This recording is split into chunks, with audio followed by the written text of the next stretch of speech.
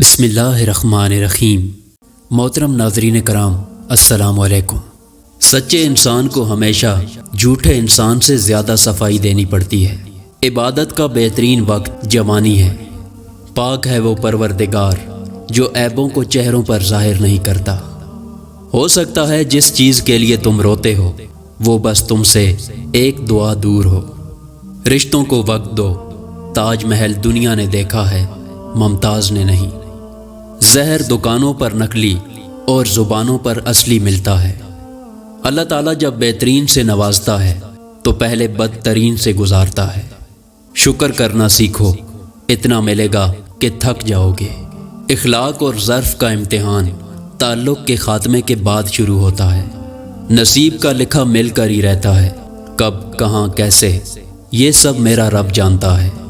اپنے رب سے مانگو، کیونکہ نہ وہ اوقات دیکھتا ہے اور نہ ہی ذات۔ حلال کمائی انسان کھاتا ہے اور حرام کمائی انسان کو کھا جاتی ہے۔ مکافات عمل تو ہونا اٹل ہے، دیر سویر ہو سکتی ہے مگر ٹل نہیں سکتا۔ ساری بات دل کی ہوتی ہے، اگر انسان کا دل ہی مر جائے تو لاکھ بہترین چیزیں عطا کر دی جائیں، لبوں پر مسکراہٹوں کے پھول نہیں کھلتے۔ درد وہ ہوتا ہے جو ہمیں دوسروں کو تکلیف میں دیکھ کر محسوس ہو، ورنہ اپنا درد تو جانوروں کو بھی محسوس ہوتا ہے۔ ایک بار ڈیرے پر ہم نے بابا جی سے پوچھا کہ سرکار، انسان کو پناہ کہاں ملتی ہے؟ تو فرمانے لگے کہ ماں کی آغوش میں، اگر وہ میسر نہ ہو تو والدین کی دعاؤں میں، اگر وہ بھی بدقسمتی سے نہ ملے تو علم میں۔ وہ علم کتابی یا حساب الجبرے کا ہی نہیں، ایسا علم جس سے آپ کی ذات، روح اور دوسروں کو فائدہ پہنچے، وہ خدا کی مخلوق کے لیے زحمت نہ بنے۔ جو شخص عمل اور کوشش میں کوتاہی کرتا ہے، پیچھے رہنا اس کا مقدر ہے۔ سچ بولنے کا شوق ہے تو اپنے بارے میں بولیں، لوگوں کی زندگیاں خراب مت کریں۔ ایک بات ہمیشہ یاد رکھو، اسے سونے کے حروف سے لکھ کر لٹکا لو کہ تم ان لوگوں کے غلام ہو جن سے اپنی تعریف سننا چاہتے ہو۔ محبت کا پہلا قدم اٹھتا ہی اس وقت ہے جب وجود کے اندر سے انا کا بوریا بستر گول ہو جاتا ہے۔ دوسروں کی توقعات کے مطابق زندگی بسر کرنے کی اصل وجہ یہ ہوتی ہے کہ ہم ڈرتے ہیں کہ دوسرا ہمیں چھوڑ ہی نہ دے۔ ایک دن ہم سب ایک دوسرے کو یہ سوچ کر کھو دیں گے کہ جب وہ یاد نہیں کرتا تو میں اسے کیوں یاد کروں۔ محبت کے پھندے بھی آزادی ہیں۔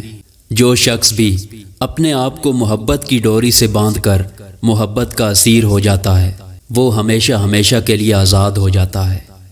ہر چیز کا صدقہ ہوتا ہے اور عقل کا صدقہ یہ ہے کہ جاہل کی بات کو برداشت کرو۔ جب ایک انسان اندر سے مر جاتا ہے تو وہ حد سے زیادہ خوش اخلاق ہو جاتا ہے۔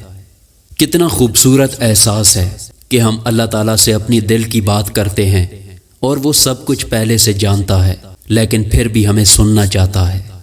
ہم زندگی میں ضرور کامیاب ہوں گے اگر ہم ان نصیحتوں پر عمل کر لیں جو ہم دوسروں کو کرتے ہیں۔ عورت کے سینسز اتنے تیز ہیں کہ وہ نظر اور نیت پہچان لیتی ہے۔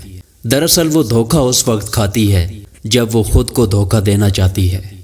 مرد کے لیے عورت بڑی عجیب چیز ہے، مل جائے تو نظر نہیں آتی اور نہ ملے تو اس کے سوا کچھ نظر نہیں آتا۔